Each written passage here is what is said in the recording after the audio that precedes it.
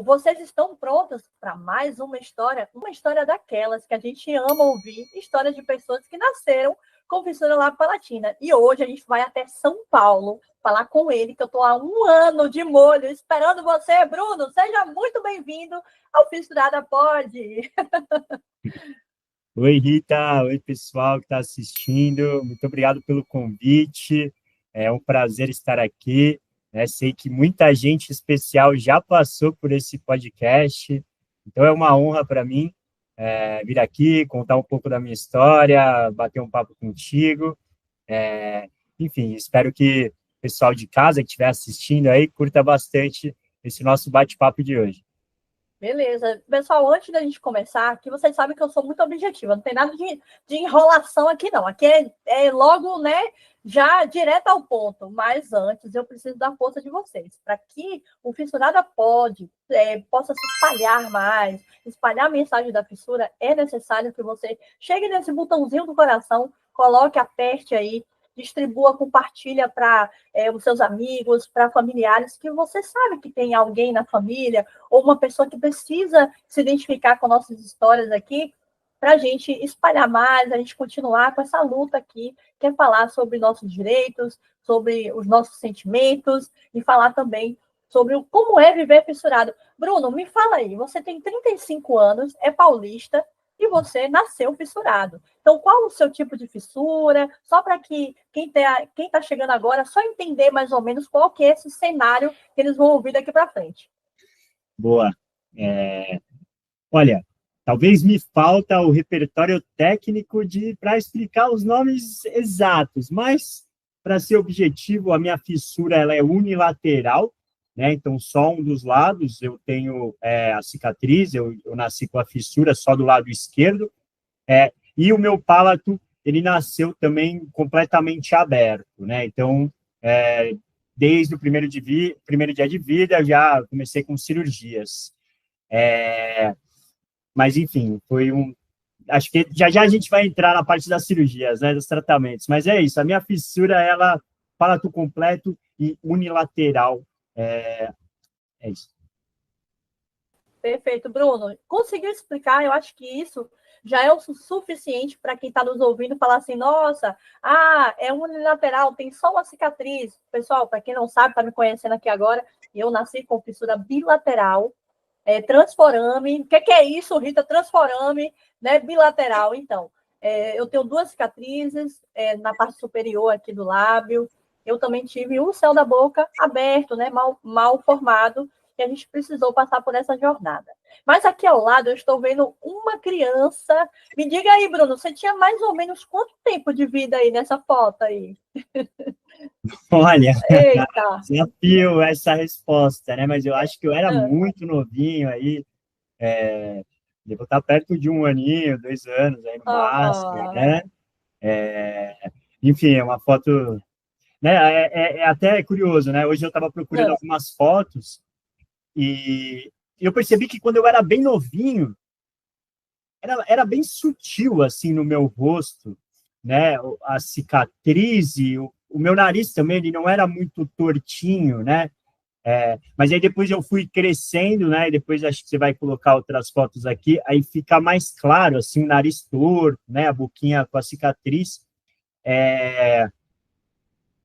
Mas é isso, né? Assim, a vida do fissurado é isso. Com o passar dos anos, a gente vai mudando, né? E vai fazendo ali um acompanhamento para chegar no melhor dos cenários, né? Então, é isso. Aquela foto eu era bem novinho mesmo. Como eu fiz cirurgia com 1 dia de vida, eu não tenho foto com a fissura aberta, né? Interessante. Então, eu operei no primeiro dia de vida, e depois, com 6 meses, eu fiz parte do palato, e 1 ano eu fechei totalmente o meu palato, né? Enfim, depois vieram outras cirurgias, e nessa foto aí, acho que eu estava fazendo a primeira comunhão, Comunhão. né? Catequese, né? Catequese, né? Isso. Isso, Eu me isso. identifiquei também, que eu fiz na época. Boa. E aí é uma foto já de lado, assim, que dá para ver claramente como o meu nariz era mais caidinho mesmo, né? Tortinho, bem acho que uma, né, uma aparência bem clássica de quem tem fissura, né, principalmente fissura unilateral. E aí eu também era bem novinho, talvez, não sei, não tinha nem 10 anos aí, mas, enfim, né, é uma imagem Uau. legal aí para mostrar como que era antes de tudo, né? Porque quem vê hoje Isso. pode pensar, pô, mas o nariz dele tá retinho, o bigode não dá nem para ver a cicatriz e tal, mas foi uma batalha aí de muitos anos para chegar nesse bom resultado. Eu imagino. Bruno, foi muito legal você falar sobre isso. A gente nunca abordou dessa forma. Quando você fala assim, nossa, eu estou analisando aqui essas fotos agora e não parece, né? Não tinha tanto destaque a minha fissura. E com o passar dos anos, ele foi se destacando mais, a fissura foi. O meu rosto foi tomando a forma mais característica do tipo de fissura que eu nasci, que existem várias, né, pessoal? Lá no Instagram tem até a classificação realmente utilizada por espina, que é muito utilizada aqui no Brasil, vocês podem lá conferir.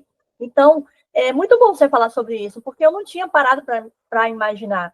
E tem muitas mamães aqui, estão até gestando, ou já têm os seus filhos aí aguardando para iniciar essa jornada que a gente já iniciou lá atrás, anos atrás, falar sobre isso, né? Sobre tá vendo? Não basta só a gente dar esse primeiro passo, né? A gente tem que realmente aguardar o tempo passar, essa evolução óssea, a evolução do desenvolvimento do fissurado, para realmente não dizer assim, fechei a boquinha, fechei o palato, o céu da boca e tá tudo certo.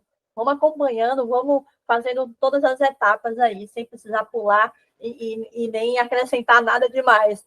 Ô, Bruno, vamos falar agora um pouquinho do aspecto emocional, assim, social, do que é ser uma pessoa com fissura lábio-palatina. Eu te perguntei lá, a gente tem sempre, né, pessoal, um bate-papo antes, vocês sabem, e eu perguntei ao Bruno, quando foi que você se reconheceu realmente, assim, durante a fase escolar, que é o nosso ambiente que a gente já tem fora da família ali, né, contato com pessoas que nunca viram a fissura antes.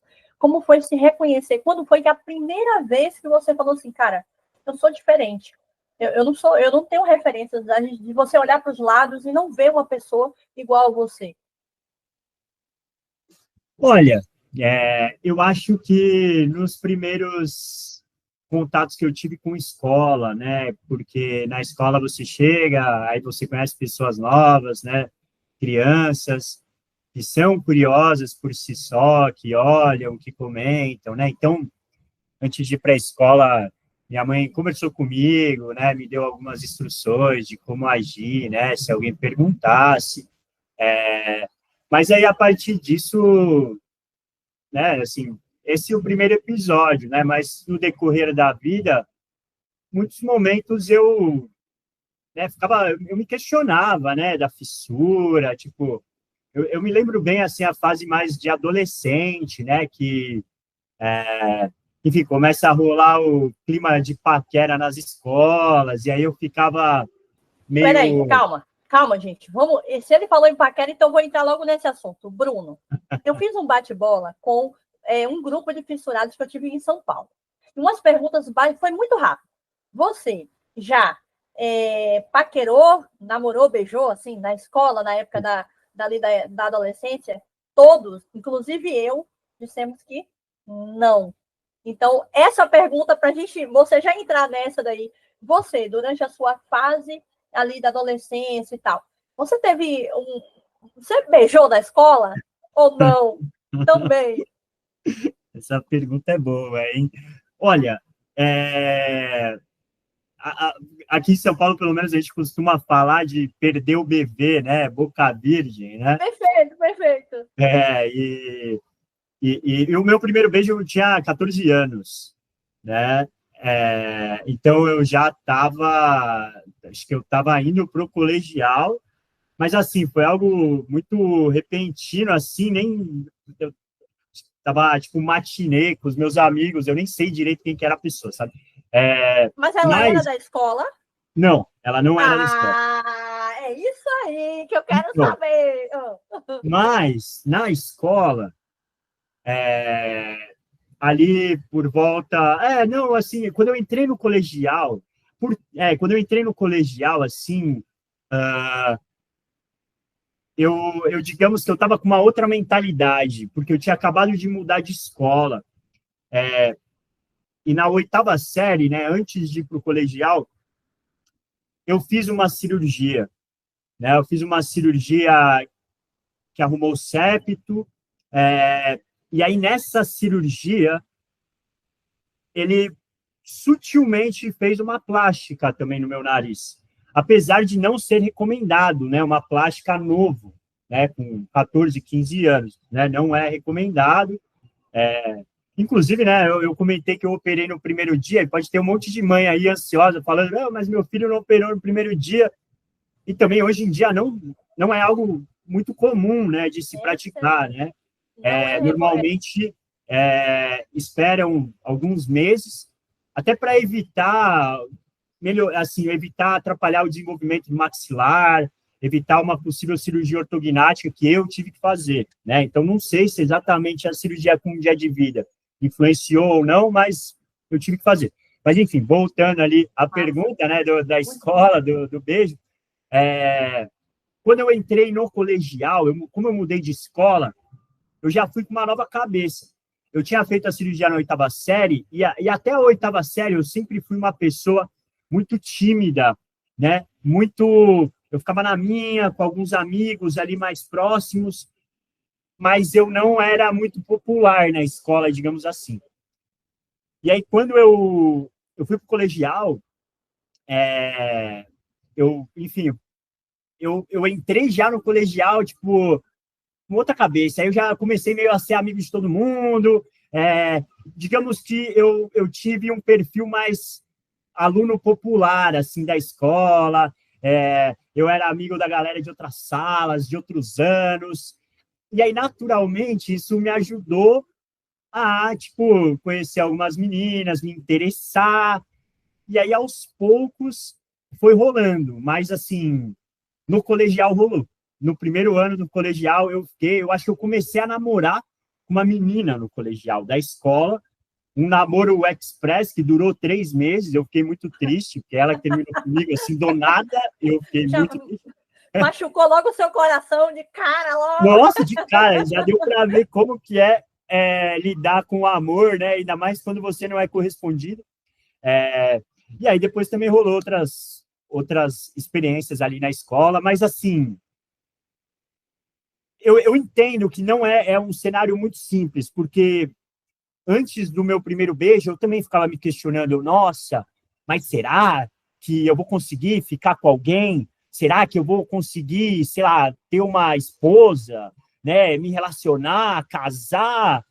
Eu tinha essas perguntas também, né? Cara, porque eu pensava, pô, todo mundo olha para mim e deve achar estranho meu nariz ser torto, a minha boca ser diferente do padrão, né? Meu sorriso não ser tão harmônico. Será que vão se interessar por mim? E no final das contas, a resposta é que sim. Todo mundo vai encontrar ali, pelo menos, né, assim, experimentar se relacionar com pessoas, né? Claro. E acho que é isso, né? Assim, a gente, com o passar do tempo, eu fui ganhando mais confiança e as coisas foram fluindo melhor nesse aspecto da vida de relacionamento, né? Perfeito, Bruno. Mas essa questão, quando a gente fala assim, não, você conseguiu, tipo assim, você não é a média nossa, né? A média realmente não é, né, ter esse convívio, esse despertar ali na fase escolar. Mas então, quem está ouvindo nossa história pode, assim, se perguntar, então, o Bruno não sofreu bullying? Você sofreu ou não sofreu bullying, assim? Como que encaravam aí você teve algum colega com fissura? Já teve, ou na escola, ou na sua sala, ou nunca viu? Como é que é, mais ou menos? Boa. Olha, assim, eu concordo contigo. Na verdade, eu acho que eu sou um privilegiado, né? Tanto nessa questão do relacionamento, de ter conseguido, né, me relacionar com algumas meninas talvez mais cedo do que outros fissurados, mas também nessa questão do bullying. Não é que eu não sofri bullying, né? Eu sofri, no nosso papo de antes, eu até comentei que um dia que eu lembro muito bem, foi um dia que um amigo meu, ele me chamou de Louro José, porque o meu nariz ele era bem curvado, né? Como vocês viram na foto ali da catequese, né? E eu lembro que eu fiquei muito chateado nesse dia ao ouvir isso. Mas eu sempre tive um comportamento de, de evitar o conflito, né? Eu sempre preferi ficar mais na minha. Então, eu evitava também ficar brincando com outras pessoas, zoando, aplicando bullying em outras pessoas, porque eu sabia que se elas falassem de mim, as palavras delas iam me bagunçar, assim, eu me tirar do eixo, eu ia ficar muito chateado, né? Então, assim, eu sofri bullying. Não tanto, eu diria. Né? Eu imagino que tem pessoas que sofrem mais bullying, né, pelo que eu converso, né, nas redes de fissura que eu participo, das pessoas que vêm até mim, mas eu, assim, eu tive uma certa sorte. Eu acho que os meus amigos e as pessoas que estudaram na minha escola, os professores, eles já eram mais conscientes da diferença natural que existe entre as pessoas, né? Cada indivíduo é um indivíduo, cada indivíduo tem suas peculiaridades. Apesar de eu não ter colegas com fissura na escola, existiam pessoas na escola com outras condições, né? Então, era um ambiente, né?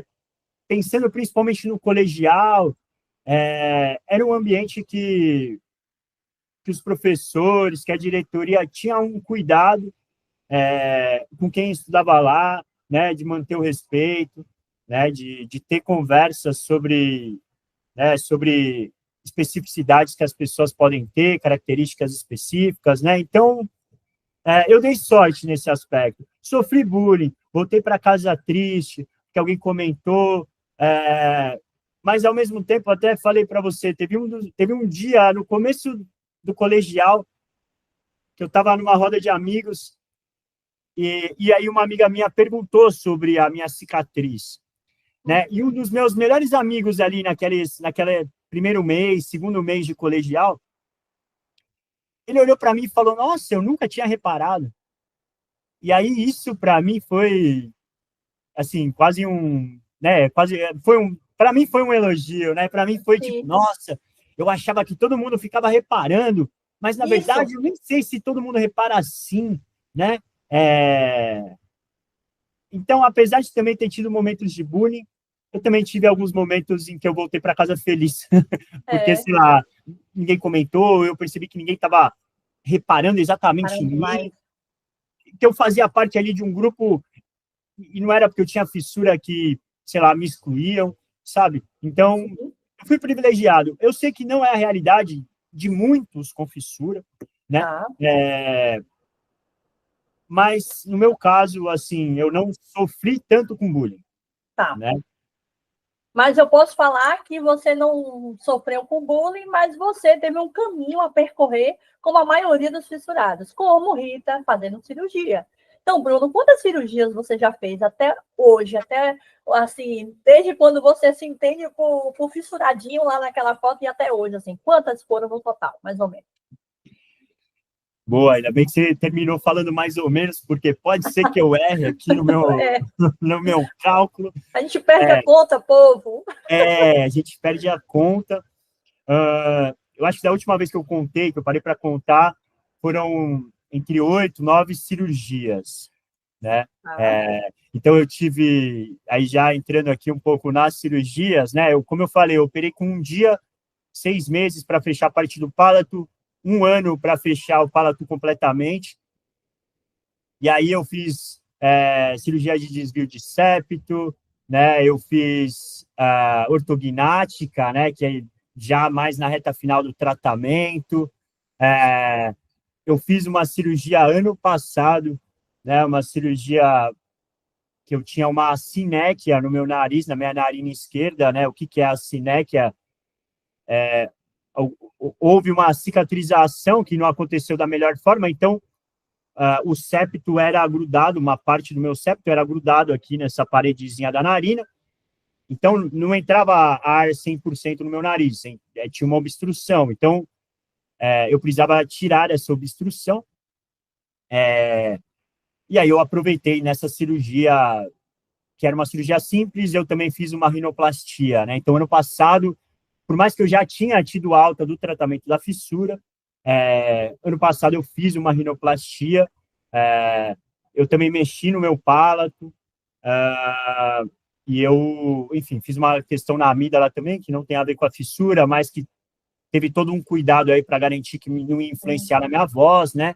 E, enfim, entre outras cirurgias que não me vem na cabeça agora, e procedimentos, né? Procedimentos ortodontista, né? Eu passei muito tempo no ortodontista. Usou aparelho? Usei muito tempo aparelho, usei aparelho externo, usei para tentar evitar a ortognática, eu usei aparelho fixo, usei aparelho móvel, eu usei muito aparelho, assim, acho que por 15 anos, 20, sei lá, 15 anos eu usei aparelho fixo. Foi muito tempo, né, assim, até anotei aqui o nome da minha ortodontista, porque ela é uma pessoa muito especial na minha vida, Andréa Grando Rocha, ela trabalhava na Funcraf, ali em Bauru, não em Bauru, em São Bernardo, né, uma descentralização do centrinho da USP, então ela me acompanhou por muitos anos, né? Eu acho que 15 anos que eu usei aparelho, eu estava na mão da Andréa, e ela era uma parceira minha, assim, eu devo muito a ela. Um beijo aí, eu não conheço você, mas um beijo, porque eu conheço os meus, também não esqueci de nenhum deles, é muito tempo, pessoal, a gente passa muito tempo, e quem olha assim, Bruno, acha que a fissura é só cirurgia, né, tipo, a gente resolve tudo lá, mas a gente sabe que tem umas outras coisas por trás. Você poderia falar para essa mãe, ou para esse fissurado que está te ouvindo aqui agora, falando assim, não é possível, o Bruno teve problema na fala? O Bruno teve qualquer tipo de, sabe, nasalidade ou problema na articulação das palavras? Não é possível. Então, por favor, prove aí que você precisou também passar por esse processo e o quanto foi importante você estar engajado também, não apenas com a profissional correta, que isso é muito importante, não é? Eu já até trouxe a Daniela Barbosa aqui, a gente falou sobre questão de diagnóstico, né? Sobre estar correndo com peso na mão, né? Ou seja, tem problemas ali fisiológicos para serem resolvidos, não adianta ficar na terapia que você não vai ter grandes avanços. Então, fala aqui para a gente, assim, a importância de quem está cansado, falar, será que vai ter jeito? Será que eu faço? Será que ou negócio chato ir para fono? Eu amava. Eu, particularmente, eu tinha tanta vontade de reabilitar minha voz que eu amava.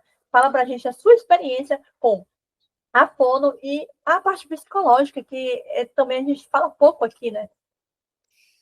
Olha, para dar o spoiler, assim, eu fiz mais de 10 anos de fono, né? Então, a minha voz ela era muito fanha quando eu era criança, né? Por mais que não pareça, né? Hoje em dia, e eu tenho consciência disso, né? Eu sou muito feliz com o resultado do meu tratamento, né? Eu sou muito grato aí a todo mundo que me apoiou, minha família, os profissionais, né? Mas foi difícil, né? Não foi simples chegar nisso, né? Então, eu sou do time que não gostava muito de ir na fono. Ficar lá fazendo assajazar, olhando a posição da língua, né? Ficar fazendo o som do R, mexendo a língua. Até hoje, meu R, eu não consigo fazer aquele barulho que todo mundo consegue fazer. É difícil. Eu também não! Eu também não! É difícil. Não é fácil, não, mas assim, semanalmente eu ia na fono, né? Minha mãe, ela realmente segurou na minha mão e falou: vamos, você tem que ir, não tem possibilidade, né? E então, por mais que eu estava cansado, que eu não aguentava mais ir para fono, nenhum dos meus amigos fazia fono, não entendia por que eu tinha que fazer fono, né? Quer dizer, eu entendia, porque eu escutava a minha voz, né? Eu falei do bullying, né? Mas lá atrás, quando minha voz não era boa, né? Não era boa, não estava dentro do padrão, eu já ouvi muita gente comentando sobre minha voz. Isso me deixava muito triste. Só que eu era novo, né? Então, assim, eu sofri também julgamentos das outras pessoas, sabe? E, poxa, foi fundamental, assim, toda essa dedicação que eu tive na fono. Fez a diferença no meu tratamento. Tanto que ano passado, quando eu fiz a rinoplastia, no primeiro otorrino que eu passei, que não era especializado em fissura, ele falou, eu não recomendo você fazer a rinoplastia e nem fazer cirurgia na amígdala, porque isso pode interferir na sua voz. E para mim isso aí foi quase tipo, assim, não, se tem algo que eu não posso perder é a minha voz, né? Eu me esforcei muito para chegar nela. Verdade, Bruno. E aí, no final das contas, eu operei com um cirurgião que tem ali uma especialização em fissura. Ele fez vários exames, inclusive com o apoio da Dani Barbosa, né, que você acabou de falar dela, que é uma fono incrível e uma grande parceira minha nesse movimento da fissura, né, de falar da causa, de levantar a bandeira. A Dani é incrível. Ela participou do meu exame também, a gente fez alguns exames para garantir que se eu fizesse a cirurgia, minha voz não ia mudar. E não mudou. Graças a Deus, deu tudo certo. Mas voltando lá, né? Afinal de contas, eu gosto de falar e vou mudando de assunto loucamente, já nem lembro direito a pergunta, mas era da fono. A fono, depois a psicóloga. A importância da terapia para você. Boa, psicóloga. Olha, quando criança, eu não passava na terapia de forma recorrente. Peraí, calma. Vamos tentar desenhar esse cenário aqui. Gente, quando eu estou falando terapia, não é aquela passadazinha na salinha da psicóloga quando a gente é criança, ali aquela forma lúdica, não. Eu estou falando terapia, de você sentar, de você conversar, de abrir o seu coração, né? De colocar, expor seus sentimentos, quem você realmente é, sem medo do julgamento, sem medo da exposição, porque ali o profissional está preparado para te acolher, né? Então, falando bem esse cenário, porque às vezes, Bruno, eu falo assim, ó, você já fez terapia? Ah, já, uma vez. Aí eu falo, caramba, não é terapia, gente. Terapia é contínuo, terapia é autoconhecimento, e não tem nada melhor. Eu falo isso porque eu sou apaixonada pelo autoconhecimento. Mas agora vai lá. Não vou interromper mais não. Não, tranquilo. É um bate-papo, né? Então, bom, o que eu tenho para dizer sobre terapia? Até o término do meu tratamento, que eu fiz a ortognática com 23 anos e tive alta ali de Bauru com 24, eu só passava na salinha ali da psicóloga mesmo, lá do centrinho de Bauru, da assistente social, para ver se estava tudo bem, se tinha alguma grande questão. Eu não tinha um acompanhamento recorrente. E, assim, quem me apoiava mais com palavras era minha própria mãe, né? Quando eu chegava triste da escola, né? Minha mãe, meu pai, até minha irmã, né? Assim, tentava entender um pouco mais sobre o que eu estava sentindo, o que eu estava pensando, falavam palavras de apoio, né? E reforçavam o quanto que era importante eu me dedicar no tratamento, para quando eu fosse mais velho, né? A minha voz está boa, a minha aparência está legal, né? Então, quando mais novo, assim, meu grande apoio psicológico, eu diria que foi minha família mesmo, né? E, claro, assim, ver que eu estava evoluindo nesse tratamento, de alguma forma também enchia meu coração de esperança e de alegria, né? E aí eu me dava mais confiança. Isso, tinha dias que alguém falava alguma coisa na escola, eu voltava triste? Tinha. Aí, pô, minha mãe batia um papo comigo lá, sentava do meu lado, eu chorava, eu ficava meio mal, mas eu nunca me afundei ali no sentimento negativo de ficar me sentindo mal. Assim, eu sempre consegui recuperar, porque eu tinha amigos bem parceiros do meu lado. Assim, a galera, meu, lidava comigo como se eu não tivesse fissura. Então, isso, né, me dava um estímulo a mais. Porém, aí eu fui ficando mais velho e eu fui entendendo a importância da terapia mesmo na minha vida, né? Hoje eu faço terapia, inclusive na terapia, muitas vezes eu falo sobre a fissura, Porque, assim, até hoje, tem muitos elementos do meu comportamento como pessoa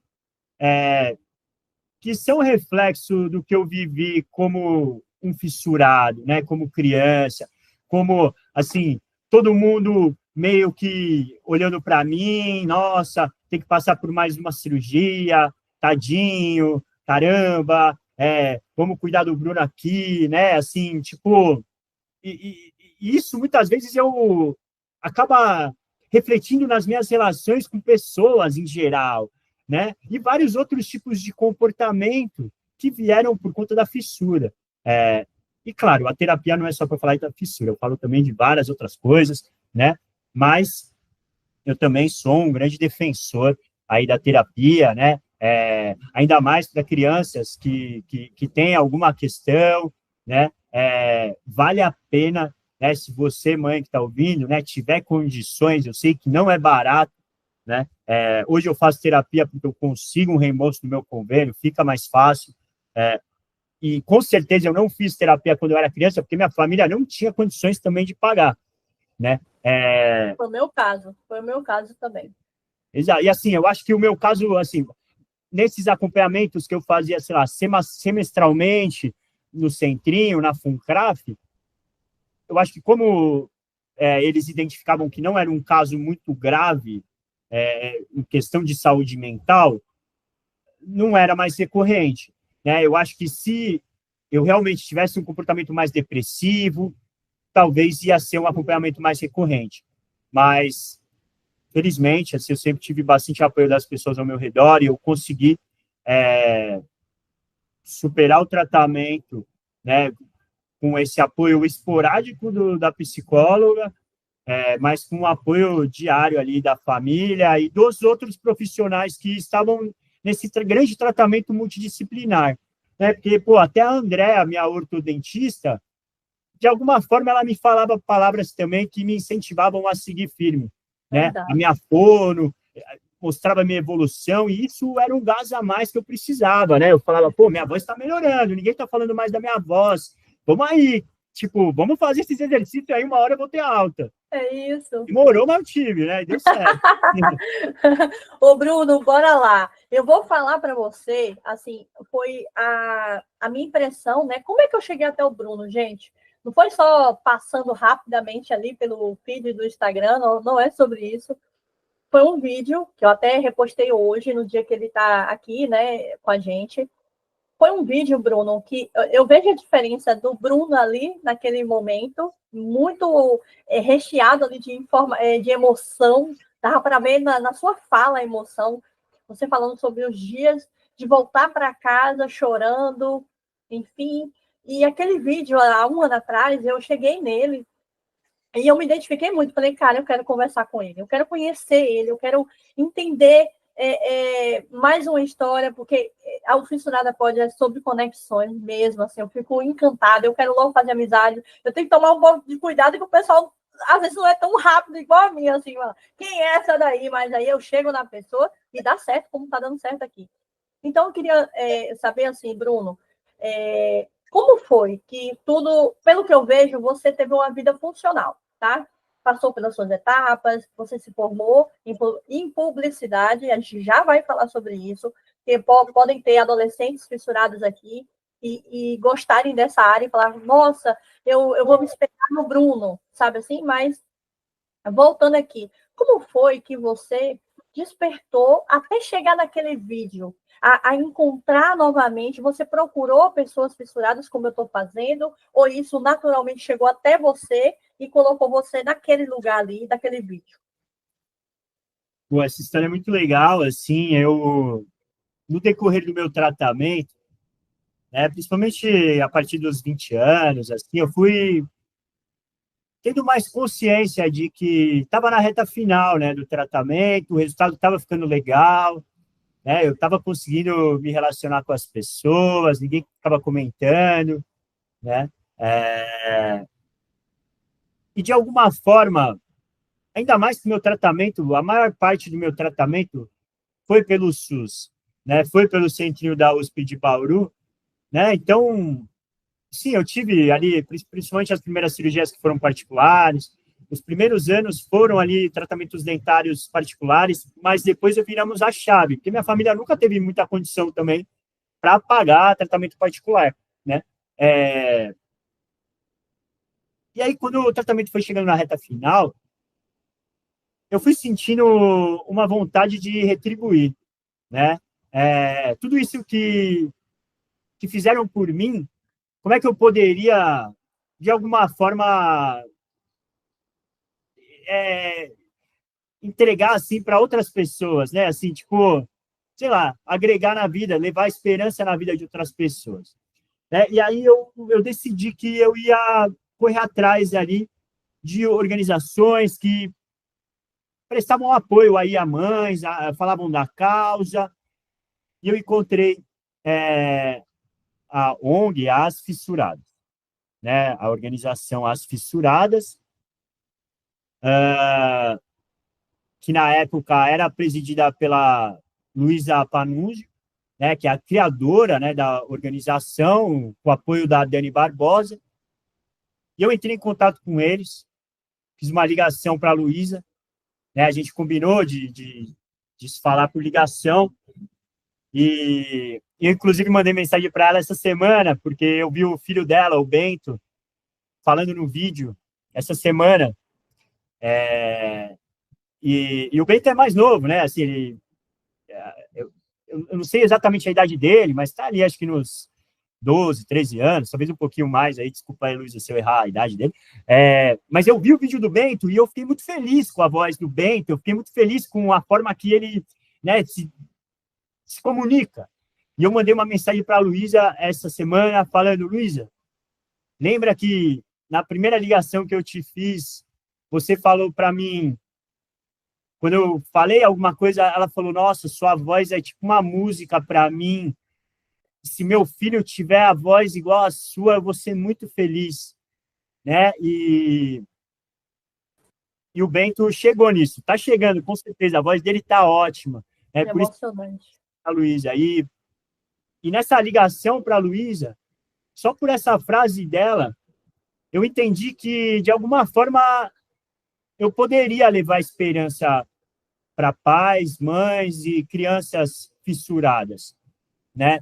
Só por essa frase dela, eu já falei: nossa, né? Então, se ela ficou feliz com a minha voz, Isso. poxa, que massa, né? Eu vou, então, tentar propagar isso, tentar espalhar, né, para outras pessoas que dá tudo certo no tratamento. Afinal de contas, quando eu era novinho, eu não tinha referências Também de não. sucesso, assim, tipo, pô, não tinha Instagram, não tinha Facebook, não tinha vários perfis falando sobre a causa, É não tinha nem verdade. gente na televisão aparecendo com fissura, eu não conhecia pessoas com fissura, Ô, né? Bruno, eu até postei ontem, eu tava com o Gabrielzinho, não sei se você conhece, o Biel. Aí eu tava lá em Goiânia, a gente tava trocando, brincando lá e tudo. Aí eu até coloquei assim, na idade do Gabriel, eu nunca tive contato com uma pessoa 40 a mais, assim, como É eu. isso. E as pessoas dessa minha idade, naquela época, quando eu tentava me aproximar, geralmente elas eram fechadas, elas olhavam para baixo, elas não encaravam. Eu não tinha essa referência. Como é que eu vou ser adulto fissurado? Eu não tinha, e hoje a gente tem, né? A Com gente está aqui também, certeza. essa geração, né? Que massa. Isso faz a diferença, assim, tem muitos perfis, né, nas redes sociais que falam de fissura abertamente, e eu tenho certeza que ajuda muito quem está no meio do tratamento, quem está começando o tratamento, que ainda nem começou o tratamento, né? Mas voltando, né, na história de como eu cheguei naquele congresso, né? Então, fiz esse primeiro contato com a Luísa, né? A gente se emocionou ali na ligação, aí começaram a rolar encontros das fissuradas que eu participava, né?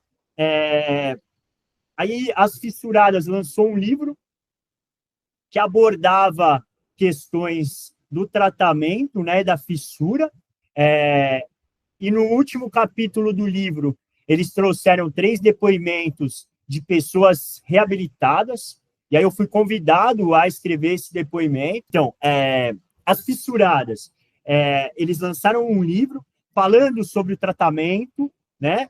Até informando sobre a fissura, dando mais detalhes dos tipos de fissura, né, de como o palato podia ser, de como tem casos, inclusive, que não tem a fissura no lábio, é só o palato, né, um conteúdo muito educativo. E no último capítulo desse livro, eles trouxeram o depoimento de 3 reabilitados. E eu fui convidado a escrever escrever um relato sobre o meu tratamento. E aí eu escrevi esse relato, né? Foi um texto bem legal, né? Eu não sei, assim, quem tem esse livro, mas se alguém estiver me ouvindo e tem esse livro, dá uma lida ali nas últimas páginas, né? Tem o meu depoimento.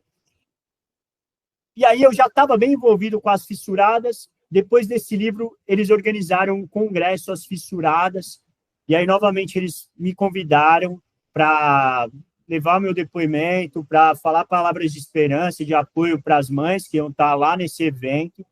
E aí eu cheguei no evento, também foi muito marcante para mim, porque eu estava ajudando na organização, e eu conheci uma mãe ali que estava com o filhinho dela no colo, uma mãe oriental, filhinho oriental também, assim. Hoje já deve estar grande a criança, talvez, mas se ela me ouvir, com certeza ela vai saber que eu estou falando dela. E aí a gente se apresentou, eu falei, prazer, eu sou o Bruno. Aí ela falou, nossa, você é o Bruno que escreveu o depoimento no livro, As Fissuradas? Sim, sou eu mesmo. E aí o olho dela se encheu de lágrima, né? E aí nessa hora eu percebi que realmente as minhas palavras podiam mudar diretamente a vida das pessoas, né? Assim, levar realmente esperança e motivação para elas seguirem firmes, né? Então, nessa conversa que eu tive no congresso, antes, né, de participar, antes de falar, que eu via essa mãe emocionada, eu falei, peraí, então, acho que eu tenho que pensar melhor no meu texto, porque eu quero levar um texto impactante, né? Eu quero levar um texto para, de fato, mexer com a galera e motivar a galera a continuar firme e forte, né? A ter dedicação, paciência, porque dá certo. E aí eu me isolei ali no congresso, fiquei escrevendo, e aí subi no palco, né, para fechar ali o congresso, ao lado de 2 mulheres incríveis que também fizeram esse depoimento, e vocês podem encontrar no YouTube, se vocês procurarem Congresso As Fissuradas, foi em 2018, vocês conseguem encontrar, né? Além de mim, a Tamara Sintra, que hoje é uma dentista, e ela tem fissura, e também a Trícia Araújo, que ela desenvolveu uma plataforma que se chama Fofu, para ajudar no tratamento também de crianças fissuradas. Enfim, é uma plataforma legal de fonoaudiologia. Eu não sei mais se está aqui, mas a Trícia, ela também subiu no palco para contar da história dela. E foi um momento muito emocionante. Eu lembro que quando eu comecei a falar, a galera já foi se emocionando ali na plateia, né? E a forma que eu lidei com aquele discurso era uma forma que era um misto de... Às vezes eu dava uma brincada, mas às vezes eu me emocionava, né? Então, aquele recorte do vídeo, que é o que você postou, é o que está no meu perfil, é o final do meu depoimento, né? É a hora que eu dou um recado para as mães, né? E para as mães, para os pais, né? E para as crianças. E é a hora mesmo que eu abri meu coração e falei de mim, e aí eu me emocionei, né? Assim, eu claramente, quando eu olho para trás, quando eu lembro de tudo que eu vivi, eu me emociono, porque não foi fácil chegar onde eu cheguei, né? Então, assim, eu tô aqui hoje com um narizinho bonitinho, com uma voz boa, uma boa aparência, bem sucedido profissionalmente, né? No emprego legal, já a gente fala disso, mas não foi fácil, né? Então, naquele momento, eu olhei para trás, eu fui lembrando, fui falando, fui citando exemplos, fui me emocionando e acho que foi bom, porque esse vídeo, quem gravou, pegou um momento muito bom e esse vídeo viralizou muito, né? No Facebook rodou ali na época, o Facebook bombou, depois o Instagram também cresceu, a galera divulgou, a Vanessa divulgou A Luz do Seu Sorriso também, a Vanessa é incrível, aí um grande beijo para a Vanessa, uma mulher uma mãe maravilhosa, aí o Vinícius fissurado também. O Vinícius, eu sempre falo para a Vanessa, eu olho para o Vinícius e eu lembro de mim, porque ele é loirinho, ele é parecidinho comigo, assim, então... Mas, enfim, foi isso. Aí eu cheguei nesse congresso e falei. E aí, nesse congresso foi bom, porque eu conheci muitas outras pessoas da causa, né? Fui me aproximando e, enfim, eu acho que, de alguma forma, através das minhas palavras, eu realmente consegui levar a esperança para muita gente. Muita gente. Assim, eu tenho até um caso mais,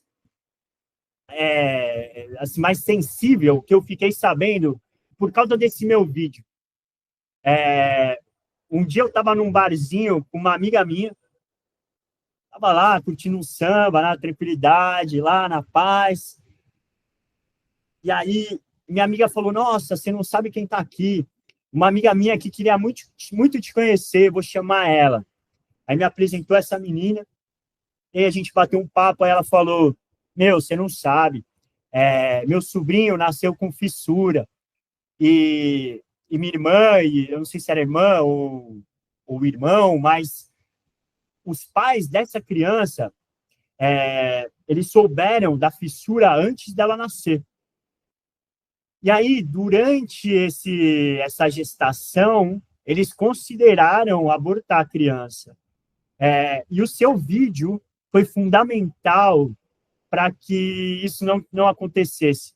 Né? Então, de alguma forma, graças àquele vídeo, né, eu pude influenciar na vida dessa criança, né? E eu tenho certeza que na vida de muitas outras, mas nesse caso específico é algo bem marcante para mim. Eu me sinto muito feliz, assim, de saber que é isso, tanto eu claro, você também, com o podcast, as meninas, a Raíssa, falando de beleza, aparecendo como uma mulher preta, bonita, aparecendo em campanha publicitária, a Bia Bia também, que é uma menina incrível, que também aparece e fala, todas as outras pessoas que eu citei, que são reabilitadas.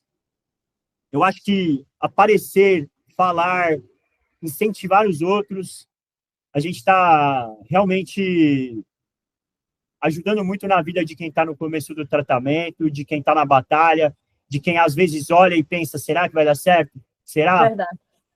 Acho que a gente ajuda a influenciar muito positivamente essa galera. Eu concordo plenamente com você, e você falando sobre isso, até um assunto que eu não falo muito, não falei mais, eu cheguei a falar para as mães.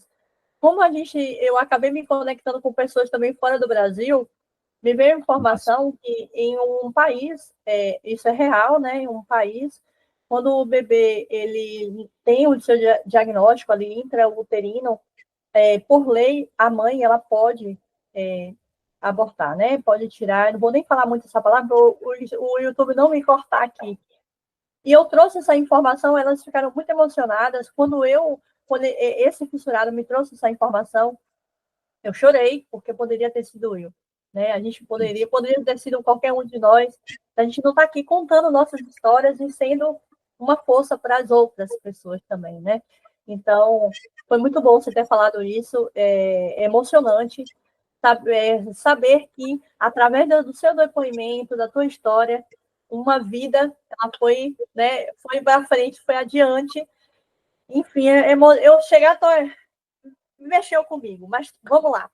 Bruno, você fala muito bem, você é eloquente.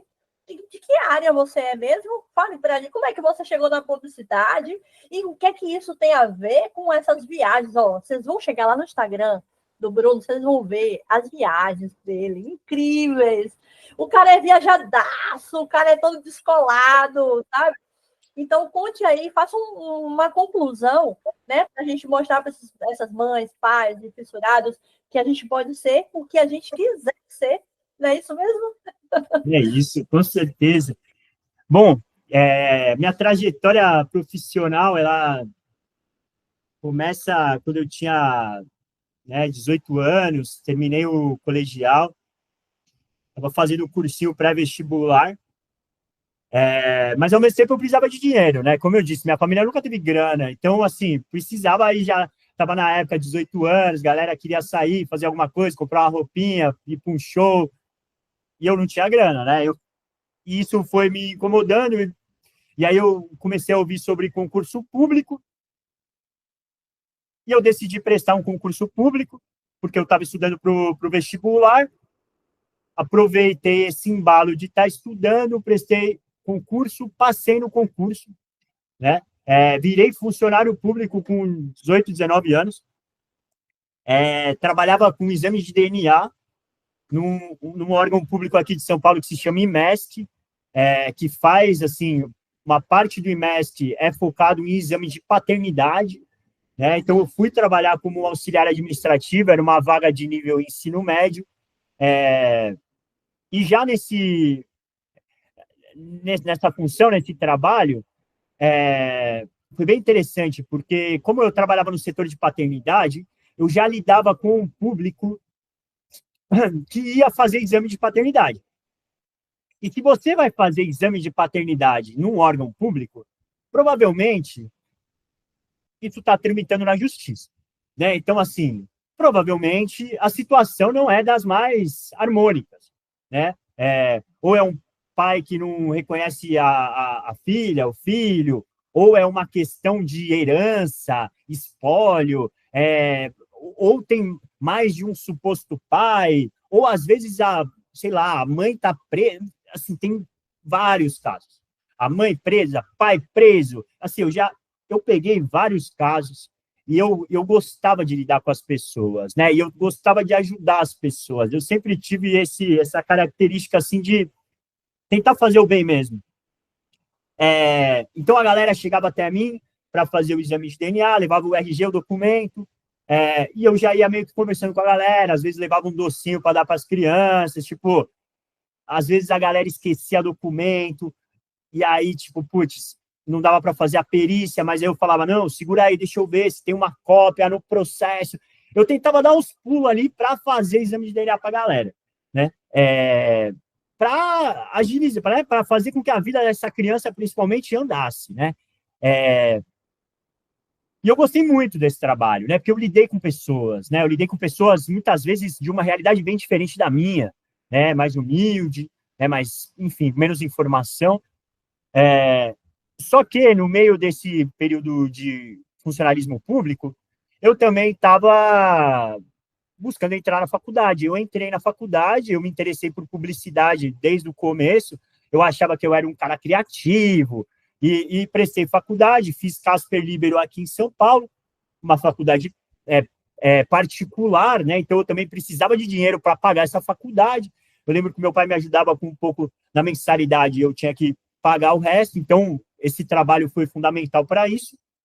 Mas no segundo ano da faculdade, terceiro ano da faculdade, já estava na hora de fazer estágio. E aí eu fui sair do órgão público com um aperto no coração, mas fui para o meu primeiro estágio numa empresa de panificação, enfim, aleatória, não foi muito bom esse estágio. Migrei para a agência de publicidade, como estagiário, aí dentro dessa agência fui efetivado. Quando eu estava no quarto ano da faculdade, eu já saí dessa agência e fui para a DM9, uma das maiores agências do país, assim, até hoje. Então, já fui para uma agência grande, comecei a me desenvolver nessa agência, só que, ao mesmo tempo, o ambiente de trabalho no mundo da publicidade, principalmente a agência de publicidade, ele é intenso, né? Assim, para não falar outra palavra, mas a gente trabalhava muito. Então, eu estava acostumado a ficar virando noite, a sair muito tarde da agência. Isso tudo estava me fazendo questionar, né? O que eu estou fazendo aqui, mas é isso mesmo? E eu também nunca estudei inglês. Meu inglês era muito ruim. E eu estava ganhando dinheiro, estava trabalhando nessa agência, estava com, na época, né, assim, o salário ok para uma pessoa de 20 anos, 22 anos e tal. Fui guardando meu dinheirinho e fechei um intercâmbio para a Inglaterra para estudar inglês. E eu lembro que quando eu avisei meu pai que eu fechei o intercâmbio, a primeira coisa que ele falou foi: ô, louco, mas eu não tenho dinheiro para pagar, não, hein? Tipo, já deixando claro que eu ia ter que me virar. E aí eu, não, pai, relaxa aí que eu vou bancar tudo. Vai. E aí meti as caras, fui para Inglaterra, pedi demissão da DM9, fui para Inglaterra, estudei 3 meses de inglês, cheguei lá em zero inglês, zero, não sabia nada, eu ia no mercado, tinha que tentar ficar perguntando lá onde é que estavam as coisas, sendo que eu não conseguia perguntar também, né? E aí depois desses 3 meses, que foi incrível, vivi ali em Londres, conheci muita gente massa, desenvolvi meu inglês, e aí eu meti o louco e fiz um mochilão pelo leste europeu, né? Eu sempre, uma característica muito aleatória minha, e aí, já que a gente está empolgado aqui, é que eu sempre gostei, desde criança, eu gostava de ler atlas. É assim, eu gostava de bandeira, eu gostava de país, e eu sempre gostei muito de futebol também.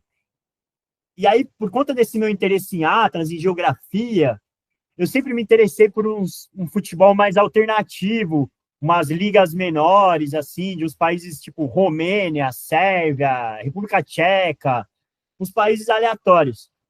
Então, quando eu decidi fazer um mochilão, né, porque eu sempre tive essa vontade de viajar, eu falei, pô, eu não quero ir para a França, para a Itália, para a Espanha, eu quero ir para uns lugares que nunca ninguém foi, sei lá, eu quero ver o que tem nesses lugares aleatórios. E aí eu decidi, eu saí da Inglaterra e eu fiz um mochilão pelo leste europeu, que aí, só para falar um pouco dos países, eu comecei pela República Tcheca, fui para a Eslováquia, Polônia, Hungria, Sérvia, Croácia, Romênia, Estônia, Letônia, Lituânia. Então, eu fui para um monte de país que ninguém não está na rota turística. Você está no mudo. Tudo isso com o seu inglês que você desenvolveu naquele... Nossa, meu Sério? inglês safado. Assim, se eu sobrevivi nessa viagem, né? Tipo, eu viajei sozinho, foi uma loucura, porque meu inglês era travadaço. Em 3 meses, ninguém aprende inglês, tipo, fluente, assim, não. Meu inglês era intermediário, e aí eu meti a mochila nas costas e fui para cima. Inclusive, o meu primeiro amigo nessa viagem foi o Fábio Porchat, quando eu estava em Praga, na República Tcheca, foi Não. aleatório isso. É, eu viajei em 2014, era a Copa do Mundo, aqui no Brasil era a Copa do Mundo, e estava rolando Brasil e Chile.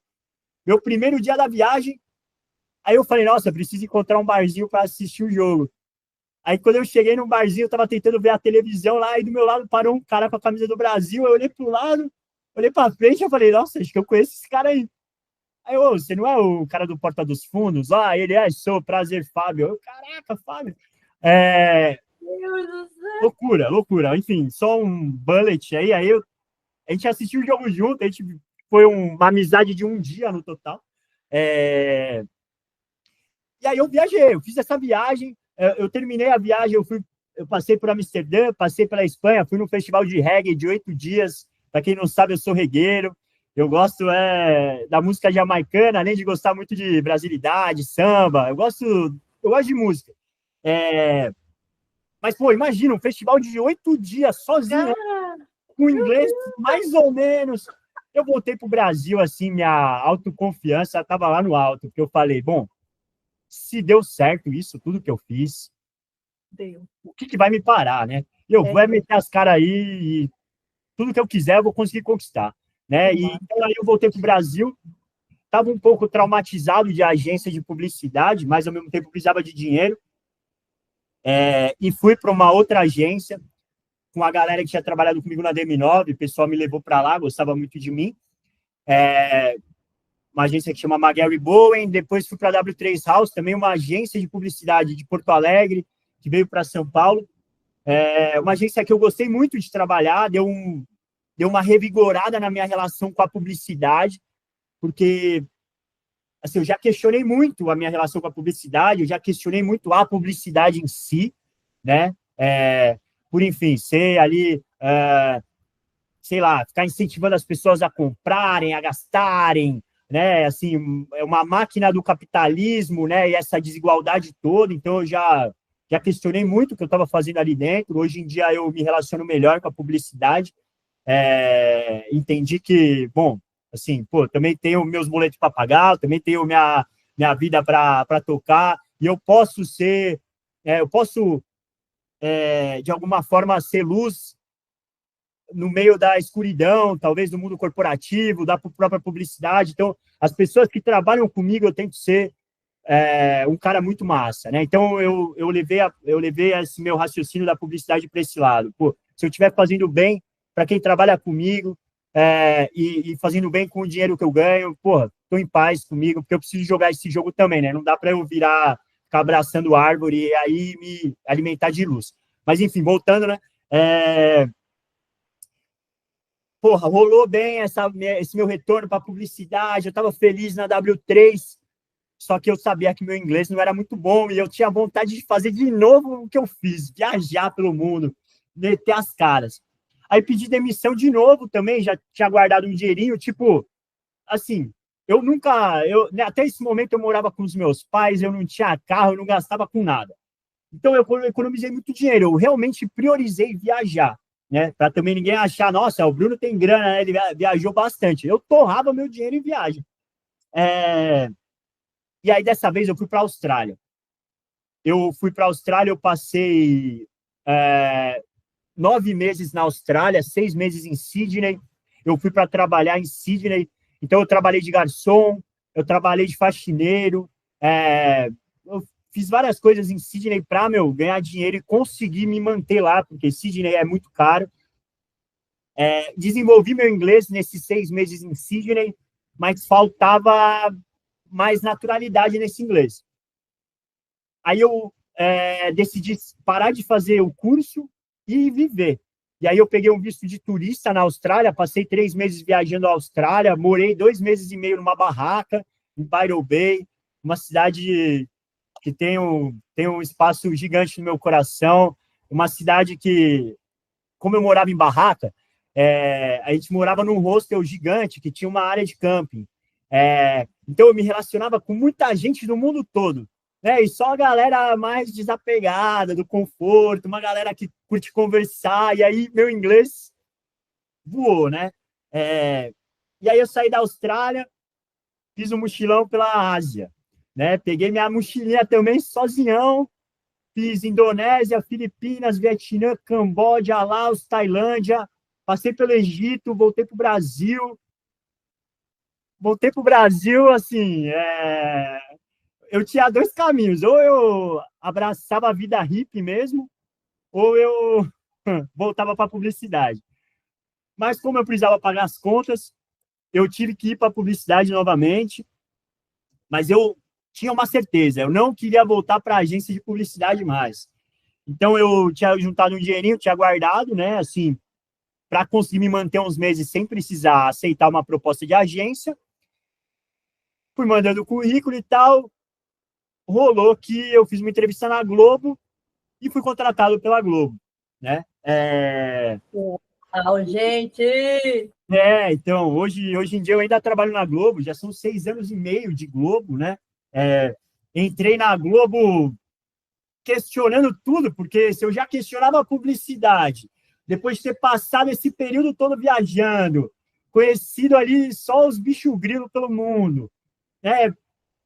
Eu voltei falando o que eu estou fazendo de novo, eu vou me meter nessa publicidade, agora na Globo ainda, com os meus questionamentos, né, tipo, sobre a emissora em si, mas no decorrer dessa minha trajetória na Globo, eu fui me relacionando melhor, eu fui entendendo, pô, assim, meu lugar no mundo mesmo, né, como eu posso usar os meus privilégios, talvez, para ajudar outras pessoas também.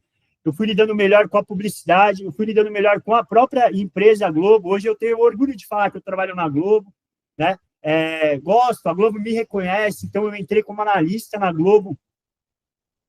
Aí fui promovido, virei supervisor, hoje eu sou gerente, né? Então hoje eu lidero um time de mais de 25 pessoas, né? Um time que gosta de mim, gosta da forma que eu lidero, né, da forma humana que eu trato as pessoas, sem briga, sem gritar, sem autoritarismo, na parceria, né? Então, por isso que eu falei que eu ressignifiquei a publicidade, né? Então, se de alguma forma eu consigo agregar na vida dessa galera que trabalha comigo, pô, meu coração já se enche de alegria, né? Então, hoje eu trabalho lá, eu trabalho numa área que chama performance, que é uma área que olha para resultados das campanhas publicitárias, como melhorar esses resultados, monto um relatório junto com o apoio da minha equipe, né?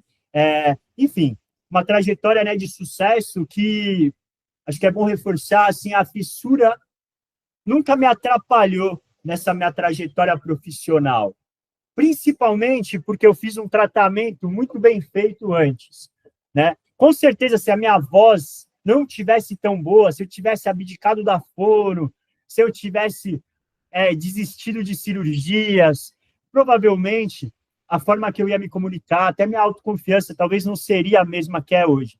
Mas o apoio da minha mãe, do meu pai, eu sempre fui muito comprometido com o meu tratamento, eu sempre me dediquei muito. Então, eu sinto que a partir do momento que eu tive alta, 24, 25 anos, eu realmente colhi os frutos. Por isso que quem me pergunta, pô, a fissura já te atrapalhou na vida profissional? A minha resposta é não. E tá aí, eu cheguei onde eu cheguei. Tipo assim, para quem tá ouvindo, é uma prova de que rola, sabe? Rola ter uma vida normal, né? Eu tenho um relacionamento, né? Quem quiser entrar no meu Instagram aí, minha namorada é a Paula, ela é uma chefe de cozinha incrível também, uma moça muito bonita, né? Então deu tudo certo na parte amorosa, tá dando tudo certo no trabalho, dá certo nos relacionamentos com os meus amigos, né? Então, é isso. Colhendo os frutos aí, foi assim que eu cheguei na Globo e eu vou empolgando, né? Foi mal, Rita. Nada, nada. Ô, Bruno, a gente já está encaminhando para o final agora, tá? Beleza. E assim, eu tô impactada. Não, você não empolgou, não. Tá tudo certo. É tudo que a gente precisava ouvir. É ou não é, pessoal? Coloca aqui nos comentários de onde vocês estão assistindo, escutando esse podcast. Diz o que vocês acharam da história do Bruno. Eu já achei fantástico. Só tô revivendo novamente aqui. Bruno, Rita, existe posso hoje. falar um negócio? Por favor. Eu sei que estamos na reta final aqui, calma, mas eu acho que, de alguma forma, eu falo com uma certa positividade, parece que tudo foi lindo, mas eu tive dificuldades nesse meu tratamento, né? No próprio último procedimento que eu fiz, o que a gente foi mexer no palato não deu tão certo, né? Apesar da rinoplastia ter sido incrível, né? Também recomendo muito o doutor Arturo Frix, foi um ótimo doutor, um ótimo cirurgião, mas, poxa, eu também não fiz enxerto no meu dente, aqui na minha, né, no meu tratamento, porque eu achei que era possível fazer um enxerto junto da ortognática, e não foi possível. Então, até por isso, o meu sorriso hoje, ele é um pouco torto, né? Se eu sorria, tem aqui, porque a gente teve que, com a ortodontista, juntar dentes para ocupar um espaço que não existia, né? Então, assim, não é que tudo fluiu tão bem, né? Mas é que eu tô aqui mais para falar as coisas boas mesmo, para motivar a galera, mas vai dar certo, mesmo se tem algum contratempo, não pode desistir não pode baixar a cabeça, tem que ir para cima, vencer essas barreiras. Boa. Não, isso é muito bom, porque eu tava em Goiânia e cheguei ontem aqui na Bahia e eu quis acompanhar um processo de familiares e fissurados que passaram por um processo de cirurgia. E a gente bateu um papo na consulta pré-cirurgia ali, né? Pré-procedimento. A gente estava conversando e eu perguntei para eles assim: ó, vocês me olhando hoje aqui, só um minutinho, peraí.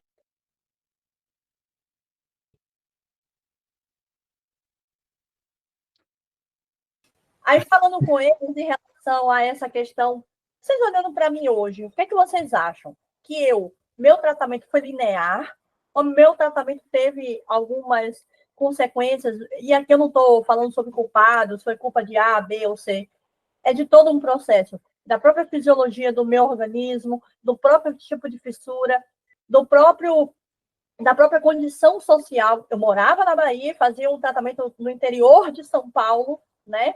Então, imagina aí, foram vários fatores ali reunidos que não foi um tratamento linear. Teve problemas. No palato, então, eu fiz várias cirurgias. O palato fechava, abria, né? Então, assim, eles olharam assim para mim, tipo, eles responderam, não teve, foi tudo certinho. Eu falei, não foi, tá tudo bem. E eu levantei a cabeça, minha mãe levantou a cabeça, olhamos para frente. Sim, não deu certo a cirurgia do palato, quando é que é a próxima? qual é o próximo recurso? É sobre isso aqui, né? Então, foi muito legal você ter fechado com essa não romantização da fissura, que é só nascer, fechar o lábio e ir lá fazer terapia, lá. E, não, acontece. E pode acontecer. Pode não acontecer? Pode. Né, Bruno? Pode não acontecer? Pode. Que bom, né? Se for tudo linear. Mas e se acontecer? Olhar sempre para frente. É isso. É isso. Assim, né, quem me segue e quem acompanhou a minha última cirurgia, né, viu, pode entrar no meu Instagram lá, viu que eu postei a foto sem barba, eu estava na véspera da cirurgia, e eu escrevi um texto bem legal, fazendo uma analogia com futebol, que é uma das minhas paixões, falando que era a minha última partida, né, que eu ia subir ali pelas escadas do gramado e, tipo, partida de despedida, e eu ia dar show porque eu tinha que terminar com chave de ouro. E é isso, eu já descobri que não foi minha última partida, eu vou ter mais uma partidinha aí para ter que dar uma acertada no palace, né? Então, finos. Então, tipo, beleza, assim, claro, isso. quando eu fiquei sabendo, o coração aperta, eu pensei, não, de novo, já fiz um monte de cirurgia na vida, vou ter que fazer de novo, eu tô com 35 anos, mas faz parte do jogo, tá ligado? Eu vou superar isso aí também, daqui alguns meses vou estar falando, agora acabou mesmo, e vai ser, faz parte, né? Tem que levar de uma forma positiva, né? É verdade. Positiva e realista ao mesmo tempo. Realista, Bruno, quando eu falei que você viria aqui, teve a mãe do Charbel, a Rani, ela pediu para mandar um super abraço para você. Por favor, mande um abraço. Ela é sua fã mesmo, assim, até no podcast que ela contribuiu aqui, falou da importância de ter conhecido você. Então, se a mensagem que eu quero deixar para você aqui, antes da minha pergunta ponto a ponto, é assim, continue, você é luz onde você passa, assim, pelas histórias, pelas pessoas que chegam até a mim através de você, é isso que eu sinto, né? Então, continue falando sobre sua história é incrível e você inspira muito. Quem está na trajetória e quem já passou da trajetória também aqui, hein? Obrigado, Rita. Obrigado, sim. Só para falar da Rani, né? Também um beijo para ela. Ela entrou em contato comigo, né? Assim, logo no começo ali eu não lembro se foi antes do nascimento do Charbel ou se foi logo nos primeiros dias, né? Mas naquele momento que o coração está angustiado, né? Está apertado e na insegurança de qual vai ser o caminho. E eu recebo o contato de muitas mães nesse cenário, né? E eu tento levar justamente essa palavra da esperança, né? Do tipo, pô, vai dar certo. Deu certo comigo, vai dar certo com o Charles também, vai dar certo com o seu filho, né? E aí eu tenho minha grande consultora, que é a Dani, né? Então, qualquer pessoa que chega em mim, eu falo para a pessoa, não, vai dar tudo certo, mas espera aí que eu vou pegar todas as informações e já volto. Aí eu mando mensagem para a Dani e falo, e aí, Dani, para onde eu mando essa mãe? O que eu faço? Meu Deus, me ajuda.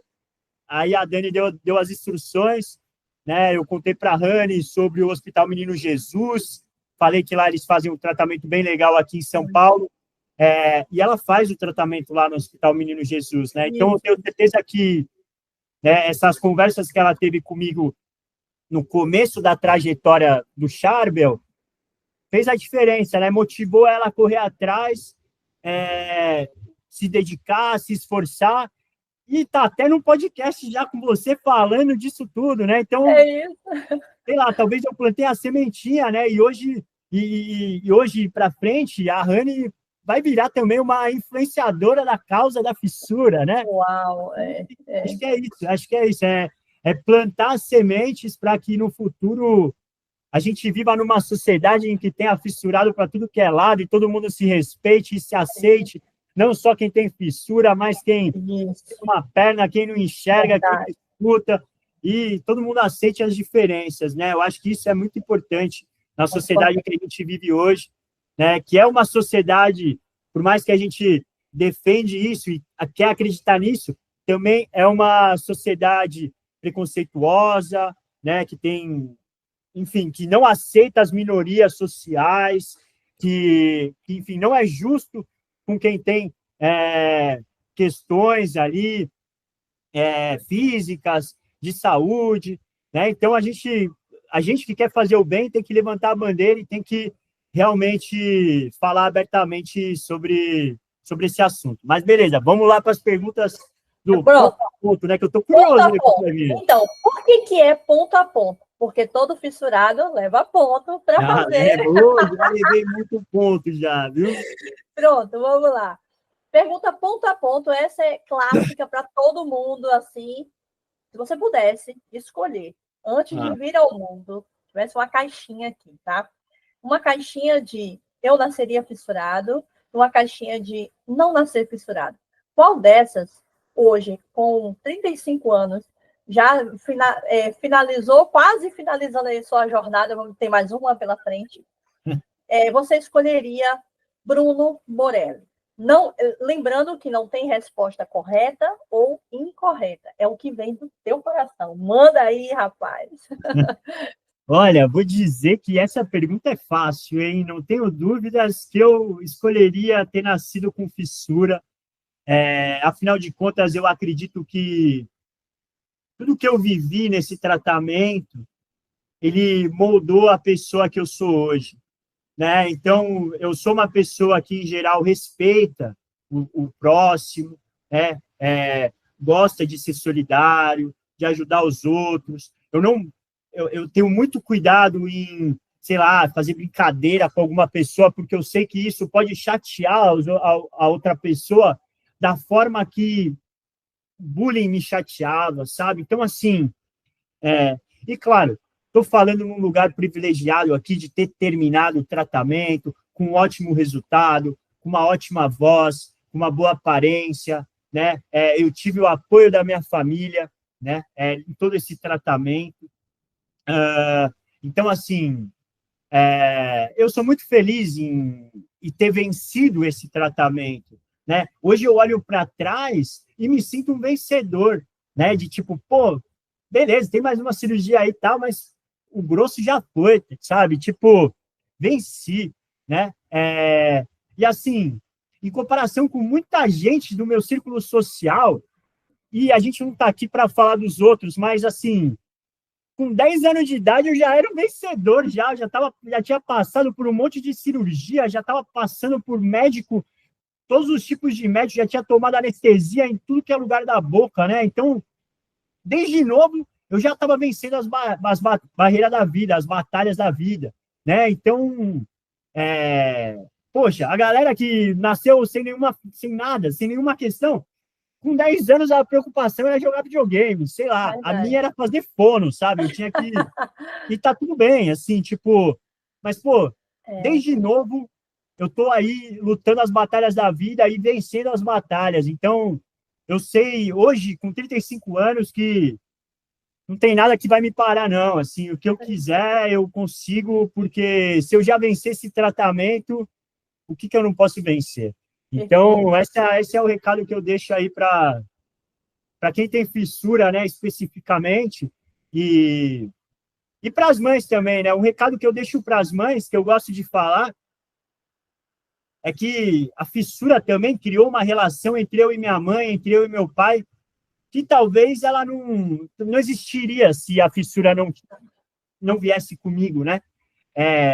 Eu sou muito grato à minha família, né? Eu sou muito grato ao que eles fizeram por mim, né? E hoje, com 35 anos, eu olho para trás e eu só tenho a agradecer, né? Ao que eles abdicaram, ao todo o esforço, a me levar todo mês ali para a Funcraf, me levar para o Centrinho de Bauru. Eu imagino a sua família que te levava da Bahia para Bauru, né? Tipo, olha o que essas famílias têm que fazer por essas crianças, né? Então, olha que massa essa relação que a fissura cria entre os pais e filhos, né? Então, você mãe, você pai, que está com o coração apertado, que seu filho nasceu com fissura, lembra que talvez vai ser essa fissura que vai fazer vocês terem uma relação incrível. Então, olhem dessa forma positiva, o copo cheio, né? e segurem na mão dos seus filhos, né? Eu sempre falo isso, velho, vocês, desculpa as gírias aí, né? Eu empolgo, mas vocês têm a função de ajudar os seus filhos a chegarem em mim, na Rita, a chegarem num tratamento de qualidade, e aí eles vão ser gratos a vocês a vida toda. Né? Então, pai, aproveitem esses momentos, né, pais? Aproveitem esses momentos, aproveitem o tratamento. Eu sei que é doloroso, é difícil, tem momentos, né, que não dá para segurar a tristeza, o coração aperta, mas vivam esse processo, porque ele é valioso na relação que vocês têm com seus filhos. Perfeito, perfeito. Falou e falou bonito. Vamos lá, Bruno, como é que o pessoal te acha? Porque depois desse podcast assim, até eu falaria, não, quero seguir esse cara, não é possível. @Bruno Morelli, é isso? Com 2 L? É isso, Bruno Morelli. E aí, dando um spoiler, né? Assim, eu não sou um perfil que fica falando de fissura. Isso. Na verdade, eu vivo a minha vida, né, no Instagram, então vocês vão acompanhar a viagem, vocês vão acompanhar meus rolês que eu dou, meus reggae que eu vou, meus sambas que eu vou. Para admirar você. É isso, para acompanhar a minha vida, vai acompanhar meus almoços com a família, as viagens com a namorada. Então, assim, mas, claro, um momento ou outro eu falo de fissura, e se você tem alguma questão sobre fissura que você quer me levar, quer me trazer, pode mandar mensagem, às vezes eu demoro, mas eu sempre respondo. Se tem alguma angústia aí que você quer dividir comigo, né? Esses dias mesmo, né, durante essa live aqui, eu vou lembrando, esses dias mesmo, um menino ali, o Fernando, a gente está trocando uma ideia no Instagram, o Fernando tem 22 anos, está na faculdade, né? E ele acabou de fazer a rinoplastia no centrinho da USP de Bauru, né? Então, ele já está na reta final do tratamento também, né? E aí ele me mandou mensagem, ele, pô, Bruno, sua rinoplastia ficou muito boa, eu estou um pouco inseguro com a minha, faz 2 meses, não estou gostando tanto e tal. Aí, tipo, ele, pô, seu bigode disfarça pra caramba, né? Olha. Então, me vi ali também com 22 anos e... Isso. Troquei uma ideia com ele, falei, pô, quando eu tinha 22 anos eu não tinha nem bigode, mano, relaxa, já você vai ter bigode, vai, e tipo, tá tudo de bom. Curte aí esse novo nariz, velho, entende, pode ser que com o tempo você aceite melhor ele e tá tudo certo, ou pode ser que daqui 5 anos você queira fazer uma rinoplastia igual eu fiz, com 35 anos, né, e tá tudo bem, né, então... Eu também gosto, sabe, de trocar ideia com quem tem fissura, trocar ideia com quem é mãe. Para mim é um prazer de verdade, assim, ajudar pessoas dessa causa, né? Que é a minha causa, né? Então, não tenham vergonha, se alguém quiser me mandar alguma mensagem, contar do filho, mandar foto, é sempre um prazer aí para mim. É sempre um prazer receber. Perfeito. Pessoal, espero que vocês tenham gostado. Eu amei. E até a próxima, se Deus quiser. E vamos lá. Obrigada, Bruno. Valeu. Valeu, Rita. Obrigado aí a todos. Um grande beijo. Parabéns pelo podcast.